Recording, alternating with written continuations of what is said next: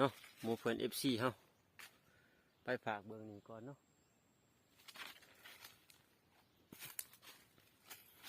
ฝากเบิ่งนั้นบ่มีหยังถือเลยพี่น้อง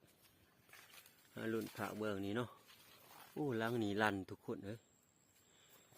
พี่น้องล้างนั้นลั่นอีกเลยถือนุกจิบมือน่ะเนาะ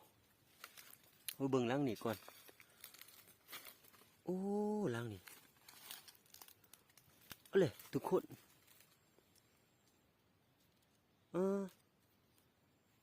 มีขนนกอยู่ในนี่ทุกคนนี่เนาะเอ้าโตมันอยู่ไซส์อะอะไร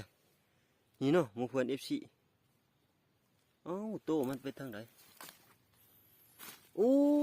พี่นะโอ้เสียดายเด้มุดจื้อเบิดโอ้ยถือแต่ตอนไหนเนาะโอ้มีแนวมากินอีกแล้วทุกคน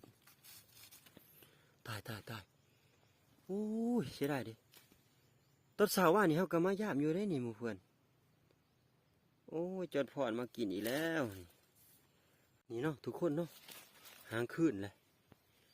หันเนาะโอ้มีแนวมากินเลยนี่ถือต้นได้ด้วยไปหลุดล้างนี่ถือยังเนาะสายเข่งเนอะคือสิยังมีโตอยู่ทุกคน